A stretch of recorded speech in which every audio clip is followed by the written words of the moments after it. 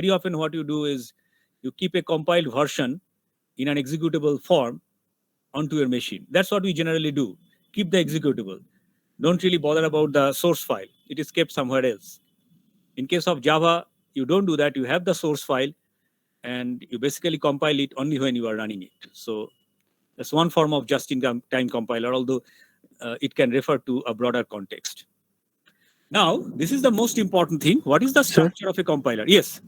sir, in the previous slide, it was written that low-level language C, C++, but C, Right. C++ are the high-level languages, no? No, it's not really that high. I mean, if you look at the levels, I mean, C is pretty low because it can handle lots of things. I mean, by high level construct, I mean a language which is basically free from any of the machine related um, specialities. Okay.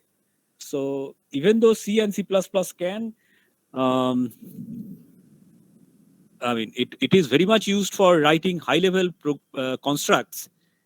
Um, it's nothing compared to what you can do in JavaScript or Python or Ruby. Okay, where you can actually do a lot more. I mean, what do you mean by a high level language? That should be very clear. By a high level language, we mean language which is very closer to our thought process. Okay, like the way we think, the way we like things to be done.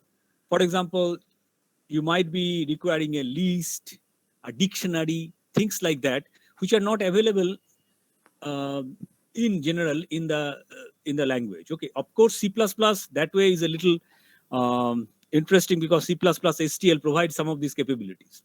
But Java, JavaScript, Python, and Ruby, the way they are organized is basically they can express the thoughts of a programmer much better in a much better manner. Whereas in case of C, C++, you might have to write code which is rather um which is rather distant from the way you think. Okay, that's why these languages are not very readable. Means if you read that language, you won't be able to understand unless you are initiated, like what exactly is going to is happening. Okay, this is what I mean by higher level language. Okay, and high Okay, level sir. language. Okay. Low level language is basically which is tied to the machine. Okay, so the more tied it is to the machine, the more the lower it is. I mean, for example, in C, you access memory using pointers. I mean, that is a very low level construct. Compare that with something like C sharp. In general, in C sharp, you won't be able to access pointers that way. In Java, pointers cannot actually, you through pointers, you cannot actually do anything with the memory, right? Can you? But in C, you can easily garble memory. When you allocate some memory and then write something past it, and then it basically writes onto protected space and your program might crash, but that's a different thing.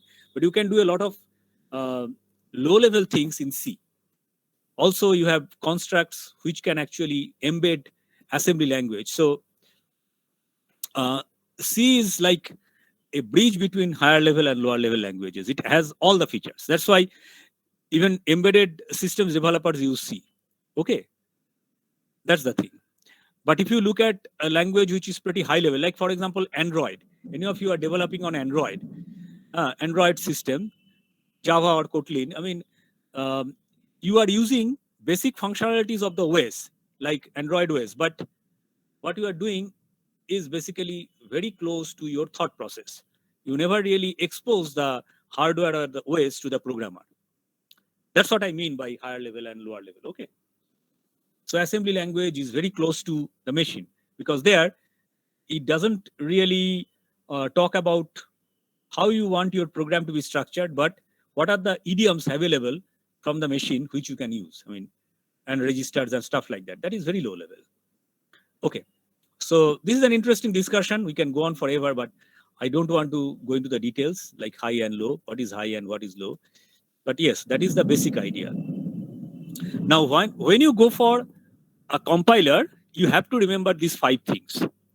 That it is basically these 5 phases and some additional ones which are ancillary or helping nature to the structure of a compiler. The first thing is lexical analysis. What is lexical analysis? Any of you can tell me? I think you know a little bit about it.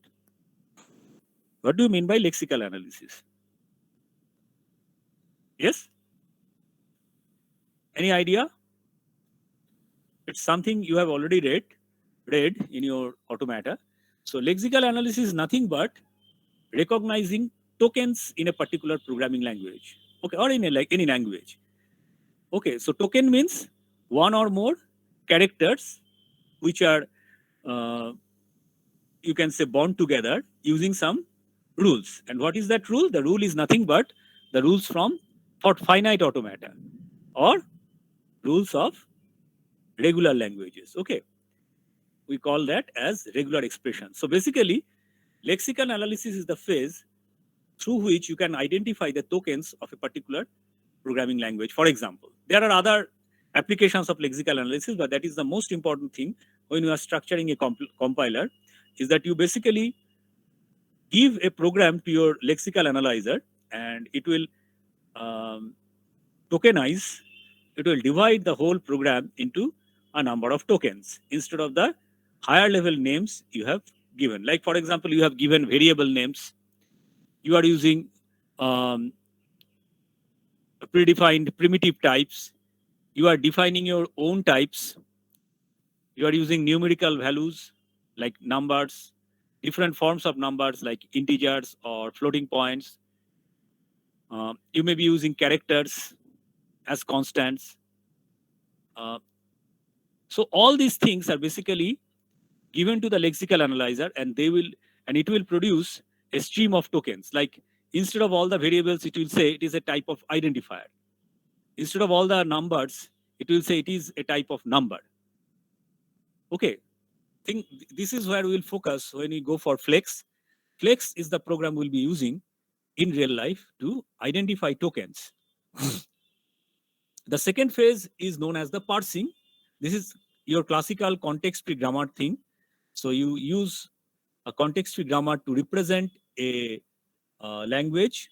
Most of the programming languages can be represented by context-free grammars, but not all. Just a second. হ্যাঁ sir, বলুন sir, বলুন sir, sir শুনতে পাচ্ছেন? Hello,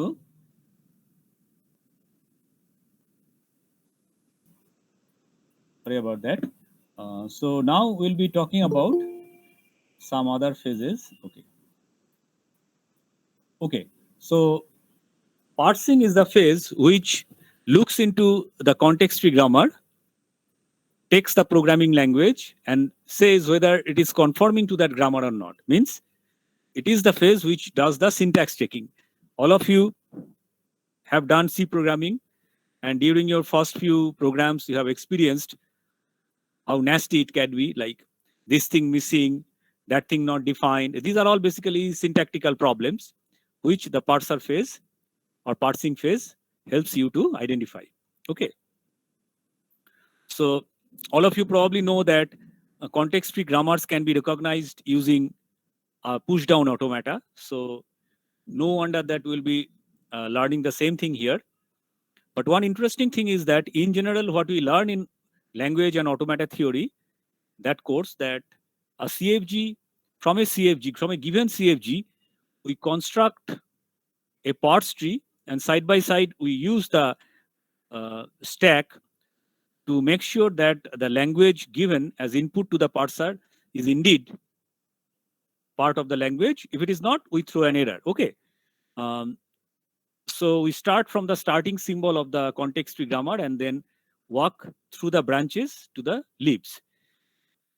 This is not a very efficient approach, and you will see that in our particular course, we'll be seeing a different form and more powerful form of parser, which are known as bottom-up parser, where we'll be constructing that tree not from the starting symbol, but from the end symbols, means the terminals.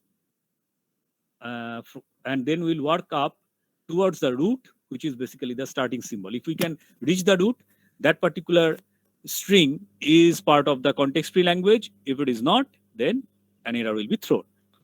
Here, the context-free language, by context-free language, I mean the program itself. any language, any string of that particular context-free language is the program itself. Okay, so lexical analysis breaks down into tokens, and parsing basically makes sure that it is conforming to the grammar. This much probably you have understood already, and you probably know a little bit, but things start getting really good from stage 3 onward. This is the semantics analysis phase. I've already discussed one example, like for example, if you are giving a mathematical expression, a equal to b plus c into d plus e, this kind of mathematical expression is a higher level language construct. Whereas if you go for a lower level language construct, you will be bound by the operation given, the arithmetic operation given, the capability of the ALU and the register set. So you'll be probably breaking down that complex expression into a series of binary expressions, okay? Because a machine language may support only 2 operands at a time. And very often you will be probably moving things around between registers and main memory. So semantic analysis, that is the biggest task, is it looks at the high level structure, breaks it down to the low level structure. So you can understand this is the heart of the compiler. So even though lexical analysis and all the phases are important to a compiler, this particular phase is of very much importance. And it is very difficult to understand also, because you might have things like nesting, you might have complex loops, you might have lots of user-defined data structures. All these things are broken down into a machine suitable form in this particular phase. The remaining phases are just an afterthought. I'm sorry, I think you are hearing the noise of thunderstorm. So just beg your pardon for that. Sir, Yeah. sir, basically the semantic analysis task is to convert high level into low level form.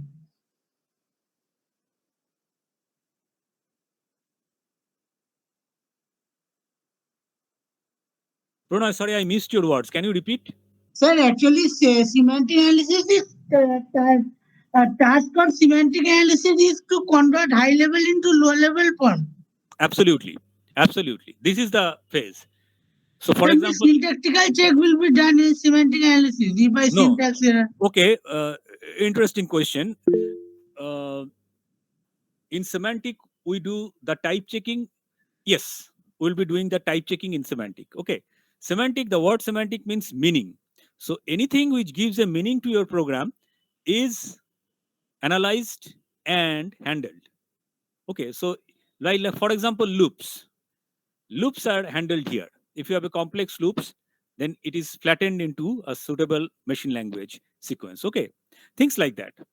This is not so easy, so you have to keep on exploring different features. In fact, this is the phase I generally spend most of the time, but this year, unfortunately, I don't have too much time. So I'll see what we can do. Okay, let's see how much we can do.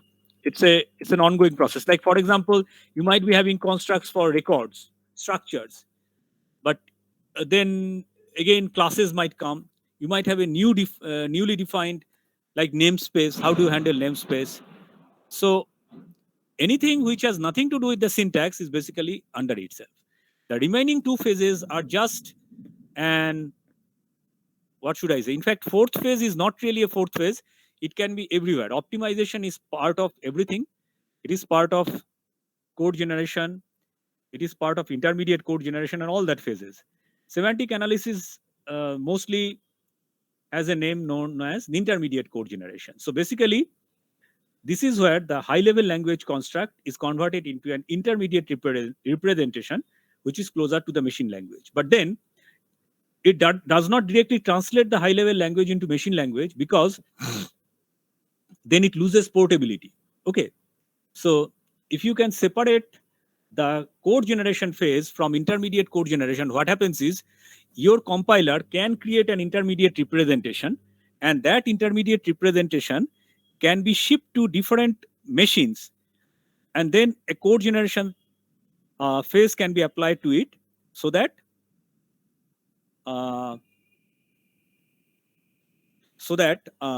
appropriate machine code can be generated. Okay. Now, intermediate code is not really, it's an abstract representation. Okay. You will see that there are certain forms through which this intermediate representation can be represented. Code generation is absolutely machine specific. So intermediate code is low level enough, but not exactly similar to a machine language. Okay. So a very small translator is needed between the semantic analysis or intermediate code generator phase and the actual code generation phase. In particular, the register allocation is done in the code generation phase very elegantly.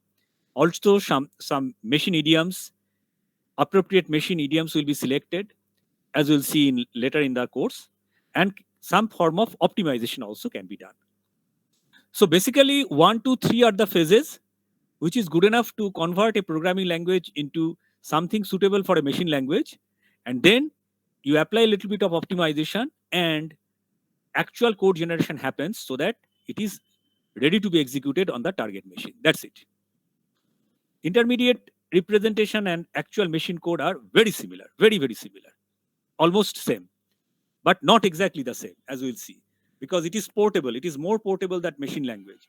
So for example, the same intermediate code can run through a code generation process on Intel machines. Similarly, it can run through AMD machines and generate a different type of code. But they're almost similar. As you know from your computer architecture course, that most of the CPUs have an inherent similar architecture. But of course, they are not the same.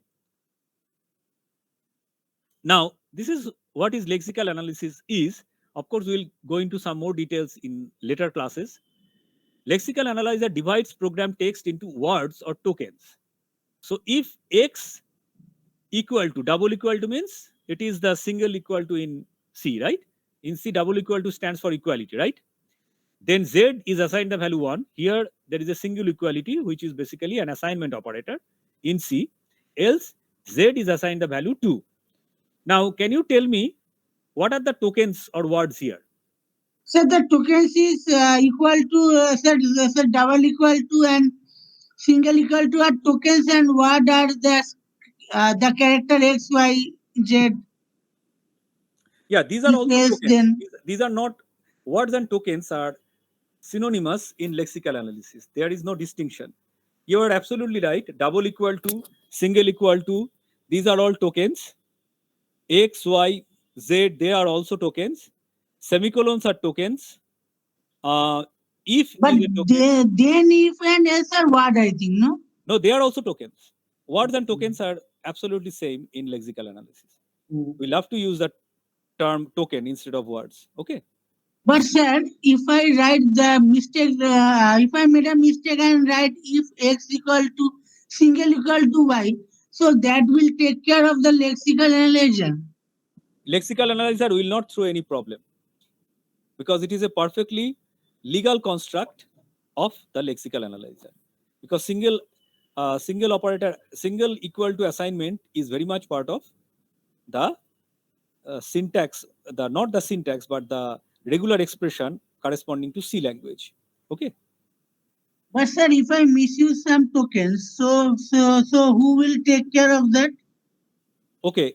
In general, this kind of error cannot be handled properly. It is going to cause you runtime error. That means the compiler has no way of identifying whether you wanted to write double equal to or a single equal to. But this is, for example, somebody was asking this question. A high level language, a higher level language might be able to handle that. That instead of single equal to, instead of double equal to, you have mistakenly placed a single equal to, which is doing an assignment which you don't want, depending on the context of this particular language. So, so it can try to do an error recovery as well. Okay. Python does that in many cases. So if you mistakenly do something, it will try to understand what you are trying to do and try to rectify it as well. Does that answer your question, Pranay, to some extent? Yes, sir. Okay. If you don't understand, ask me. Okay, all of you. Yes, Okay. sir, definitely, sir, definitely. This is the second phase of compiler. This is parsing. Now you see what is the difference. So you have got the tokens. So X, Y double equal to Z1 assignment. These are the tokens. Now these tokens are now constructed as a graph, as a tree. You can say that X, so X would be an identifier, Y will be an identifier. So X is an identifier, Y is an identifier token, double equal to is a relational operator, and two identifiers and a relational operator make a predicate. Okay. So this is basically a grammar. So predicate means ID, relation, ID. Then there is a then statement construct, which is ID assignment number. There is another assignment statement, which is another ID assign number. The first assignment is Z assign the value 1. The second assignment statement is basically Z assign the value 2. So you can see there are two assignment statements, one relation statement. The relation statement basically makes a predicate. The assignment statements, one of them makes a then statement, another makes an else statement. So this is how the tree is going towards the root. And finally, you have an if then else construct. Okay, this is basically a construct of your programming language, which is nothing but looking like a context-free grammar context-free grammar syntax. Okay. So a parser will try to get to this kind of a tree, which is also known as parse tree, as you know already from your theory of automata. Optimization, there is an example given here. Automatically modify programs so that they run faster, use less memory, and use less resource. Like for example, you can see this statement, x equal to y star 0. Why should you use this? This is much more complicated than x equal to 0, but the end effect is same. Y star 0 means you have to fetch in y, you have to fetch in 0, you have to multiply them together. You know, multiplication takes a lot of cycles because it's a complicated circuit. You have already learned it, computer architecture. Then you are assigning the thing to x. Instead of that, end result will always be 0. So why not turn x into 0, which is much easier. So this is one very simple form of optimization. We'll see much more complex form of optimization in our class. Now let us go back to the intermediate representation, which is the representation output by the semantic analysis phase. Sometimes there are multiple levels of intermediate representation. We are not going to bother about those things. We are just going to go for only one form of, only for those languages which produce one form of intermediate representation. Highest is source, lowest is assembly. And anything in between is basically at that particular level. Why IRs are useful? Because lower levels expose features hidden by higher levels. So in IR, you can see lower level constructs which can be implemented by a machine code. Your high level code may not have that kind of a construct. Like in C++, we use that object, like class concept. Nothing in machine language can support class. Class has to be compiled first into something suitable. Like it could be a record, for example. You can have a record in machine language. In 8086, for example, record is possible. Then registers. So not everything can be in memory. We know why it cannot be in memory. We have already explained that in architecture in great detail. So registers are easy to handle, faster. They are on the chip. They require less space in code word. So there are lots of reasons why registers are preferred over machine language, over memory locations. In fact, some architectures like RISC, they use only registers for arithmetic operations, and load store architecture as it is known. I think all of you know what is the load store architecture, right? What is the load store architecture? You have read it in architecture, right? Any answer?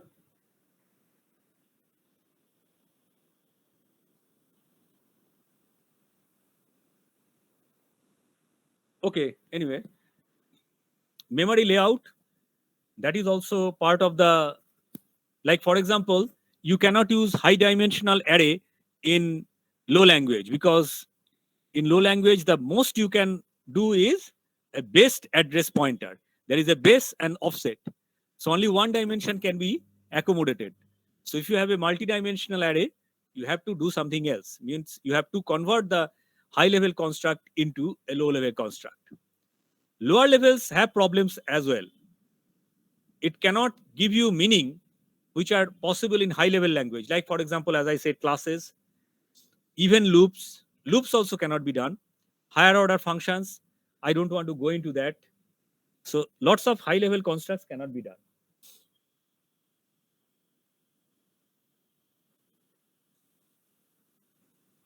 Okay, since we have some more time left, we'll go into just very brief look into what a one pass compiler is all about. I'll talk about much more detail in next class.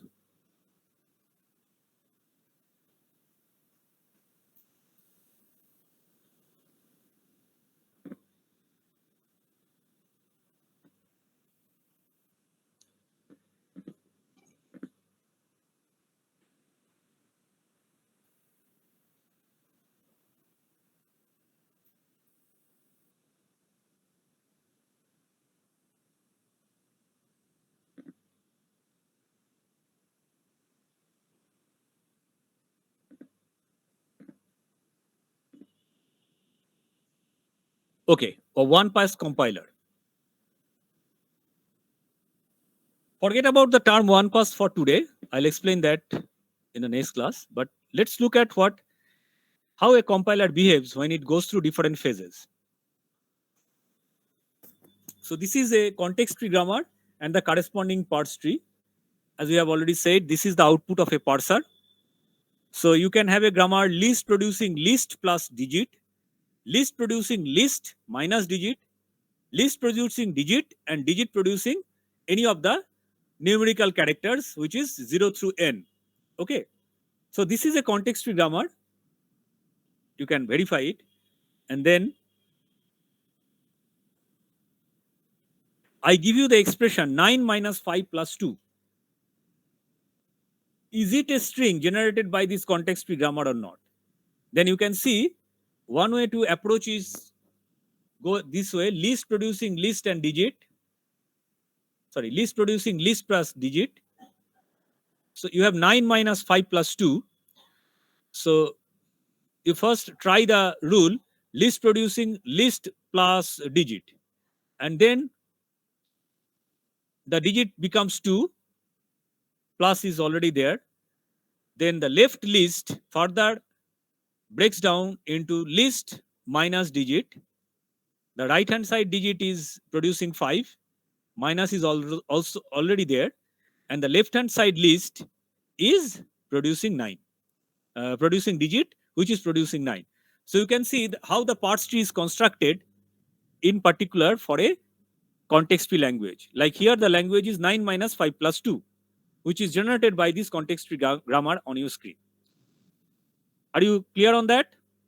Any question? Sir, this concept is not clear. Okay, let me show you how it is done. Okay.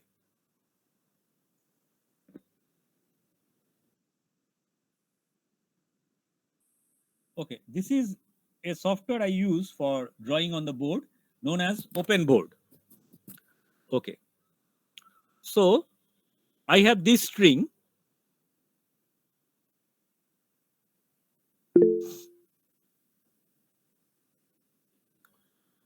Nine minus 5 excuse me plus 2. So this is the string, and Yes, the corresponding grammar is list producing list plus digit, list producing list minus digit. So let us have the grammar also side by side. Excuse me. So the order of this grammar is strict. No, I'll come to that, not today. But I understand what you mean. Yes, sir. let's see if I can show you today.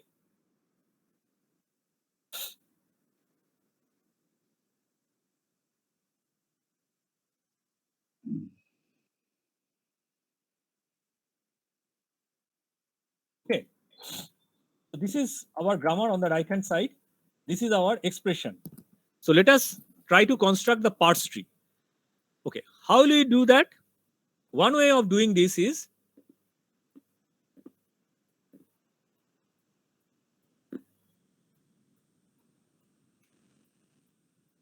let us do this L.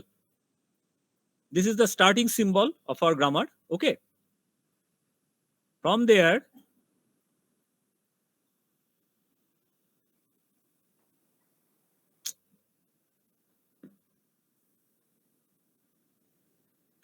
you can either do this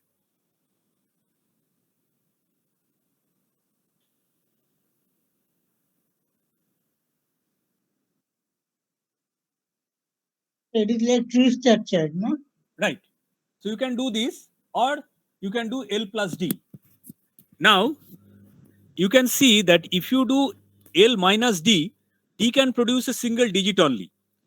So if you use L minus D, it's not going to work because Sir, but if I do L plus D, so Yes. it will be 9 plus 5, no? 13 will happen. no, why should it happen that way? List can be further broken down into more number of expressions. Okay, so if you say L minus D, D can only produce a number, but L can produce a number via D, or it can produce another expression. So here we cannot use plus, minus, we have to use plus, right?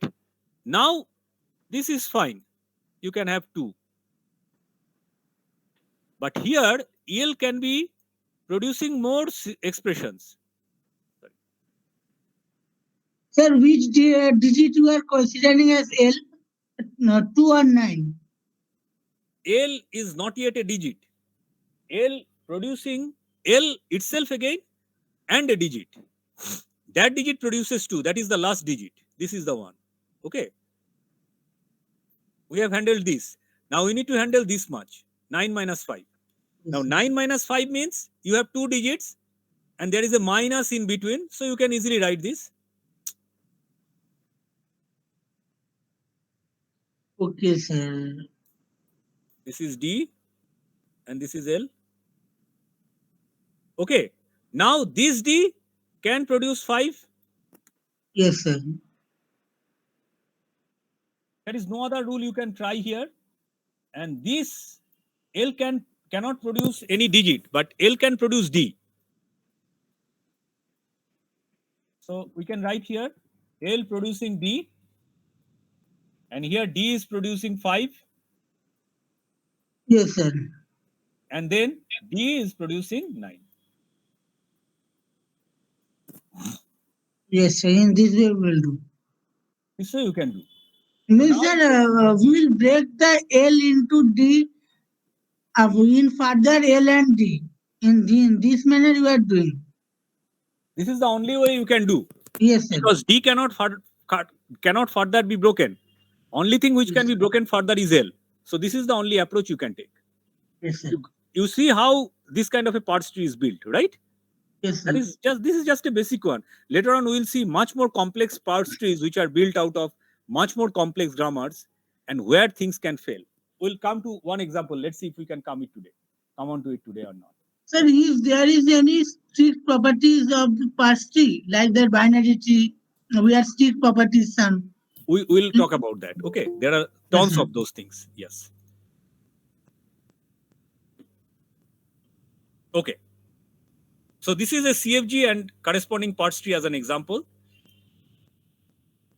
Now, as Pranay was trying to say, is it possible to create 2 parse trees by applying the rules differently? Yes, you can see. This is known as ambiguity. You might have already heard that term.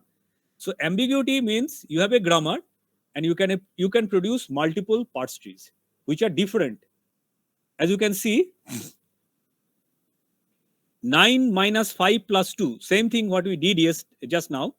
Instead of L producing L plus D or L producing L minus D, if we had something like this, S producing S plus S producing S minus S, and S producing the digits, then for 9 minus 5 plus 2, you could have either used S producing S plus S first, or you could have done S producing S minus S. Either way. Oh, sorry. Just a second. Thank you. Okay, now you can see this is a kind of representation where you can have multiple parse trees. So S producing S plus S producing S minus S. There, in our earlier example, it was L producing L plus D and L producing L minus D. And only D can produce digits. That's why you could not have multiple such trees. Here you can. Depending on whether you are breaking the string after plus first or breaking the string after minus first, will give you different parse tree. Can you see that? Can you see the difference? Like in the first case, 9 minus 5 is handled later compared to 2. That's why it is giving at the top level, string is producing strings plus string, and string is producing 2. The left string is now going to produce string minus string, that is 9 minus 5. Whereas in the right hand side parse tree, you can see here,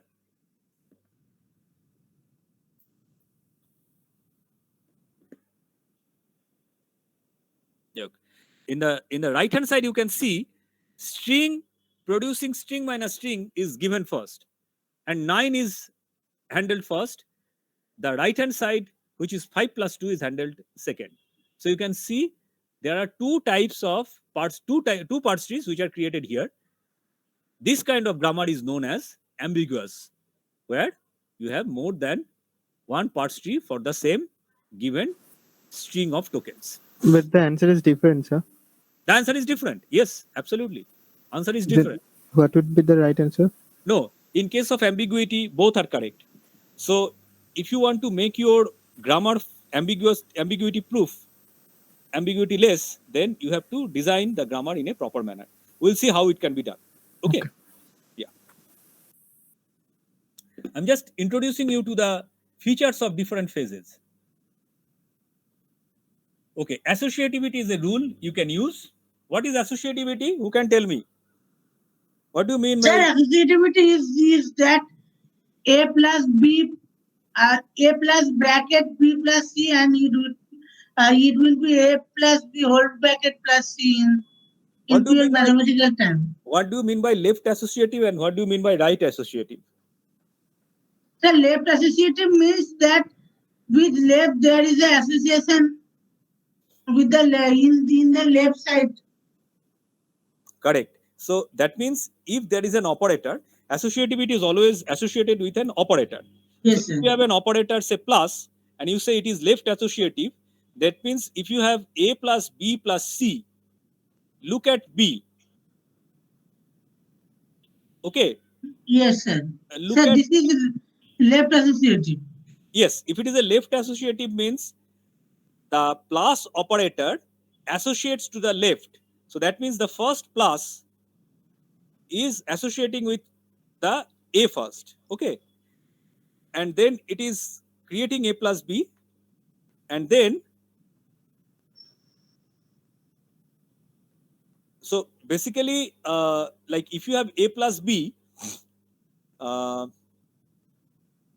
plus C, that means B has two operators, two plus operators. One is on the left, one is on the right. Since it is left associative, that means B will be associated with plus on the left hand side, not with the right hand side.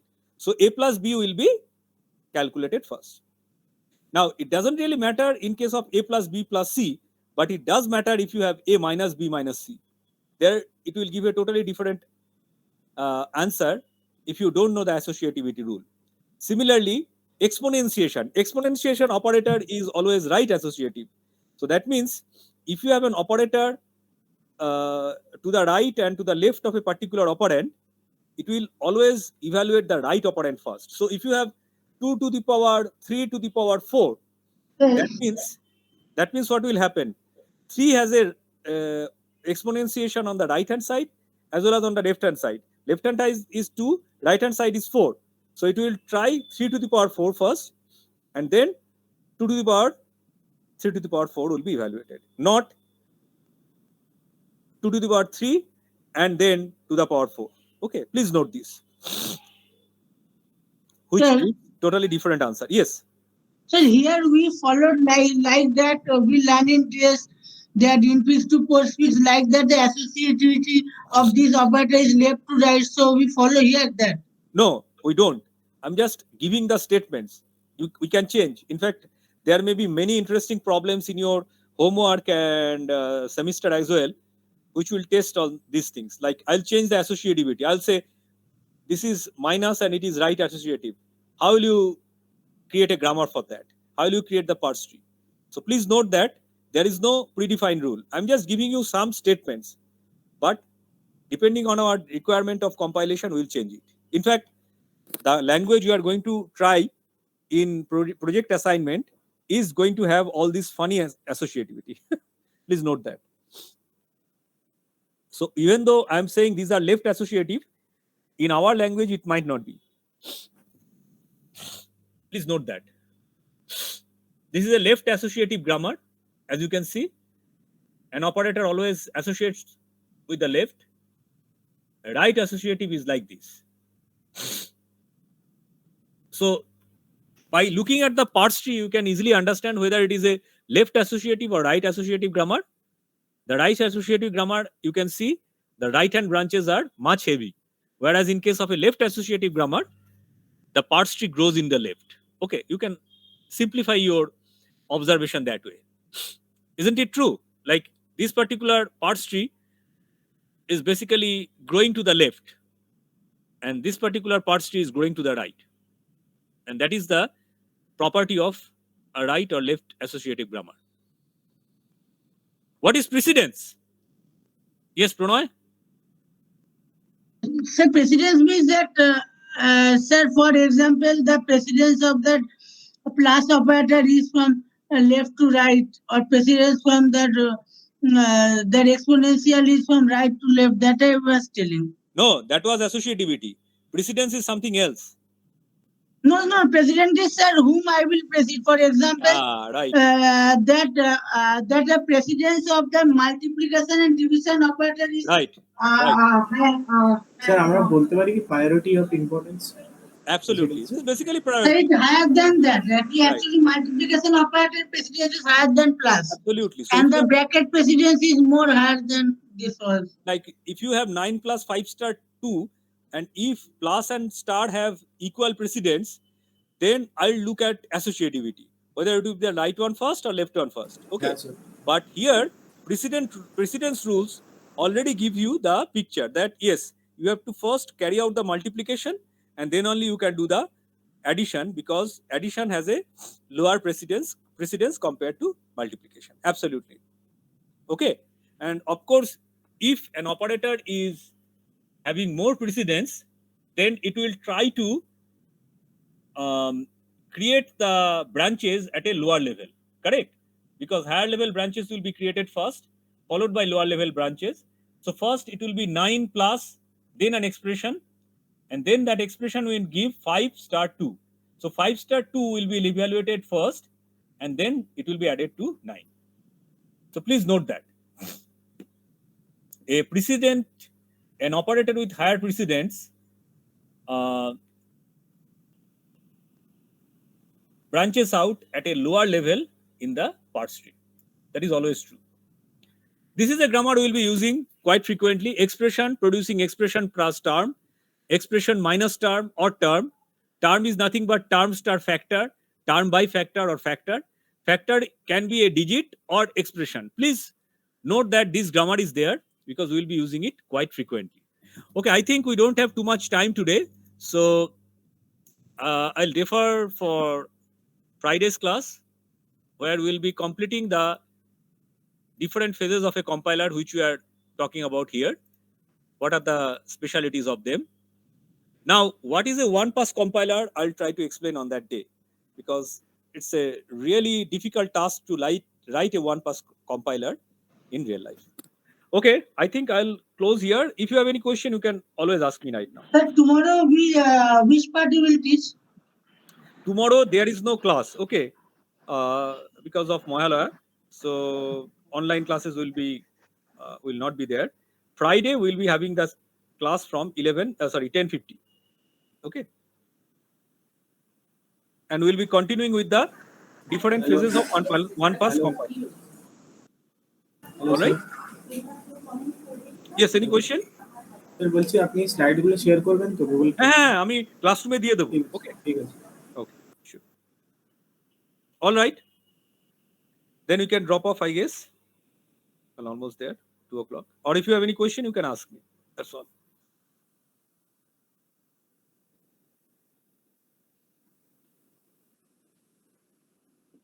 Okay, all right. I am closing this class. All right. Thank you for being part of this. Thank you sir Thanks. Yeah. Thank you, sir. Yeah. Okay.